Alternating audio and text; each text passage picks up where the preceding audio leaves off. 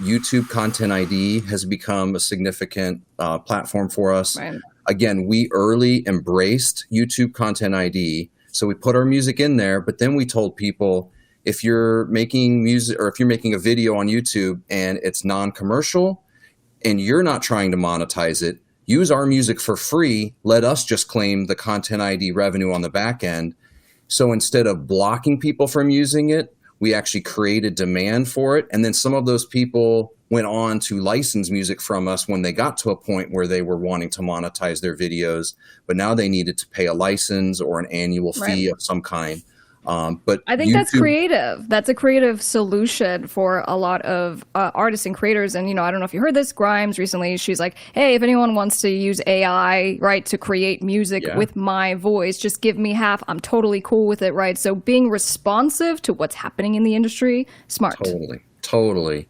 So yeah, YouTube Content ID became a 6-figure a year revenue stream for us, just letting people use the music for free and then making that back end ad revenue. And then sync licensing revenue is a big piece for us. It has been a more substantial piece in earlier years where there was less competition, but it has gotten a lot tougher. So it's still a piece for us, but it's not nearly as significant as it used to be. Although we're actively working with a few new sync partners, and there's still a ton of money in that industry. So we're looking for new partners and maybe a new honeymoon period where we get that big explosive growth again.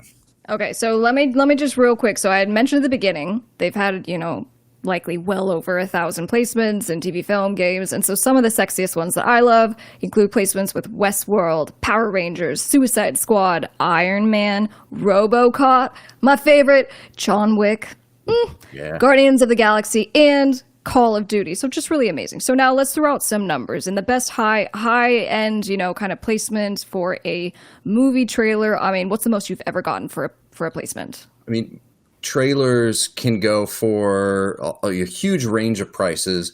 We've done many trailers for $30,000 and $40,000 a pop. And, sometimes they're going after, really, really big artists, and the quotes they're getting are for 150, 250,000. And sometimes the movie budget is like, well, we don't want to go pay 200,000 over here. But we'll pay 40,000 over here, and we're like, we'll take $40,000 for a placement all day long. Right. And as we're getting into some financials here, definitely want to throw out, we do 50-50 deals with all of our artists. So for every dollar we bring in, when we are recouped from any expenses, the profit is split 50-50. Okay, and I want to just pause on that for a second, because being an artist-founded label and artist-driven, you guys make it a point to find great artists and to really get them to the best success that they possibly can. And you're literally doing that via your contracting, right? So, pretty standard label deal is going to be as low as 12%, meaning the artist's royalty that the artist gets is as low as 12%, sometimes up to 20% if it's, a really decent, successful indie artist. So you guys are doing 50-50. So you really walk the walk, talk the talk when it comes to trying to do right by artists. We really do. And this comes from Klayton, the owner, Celldweller, Scandroid, Circle of Dust. He's had multiple successful projects,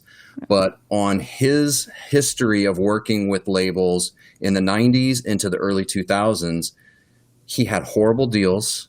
And he was sick of just, getting bent over the proverbial couch. And so we're like, we need to do something fair. So we've been 50-50 with our artists. His first deal in the 90s was a 92.8. So it wasn't even 10 or 12%. It was 8%.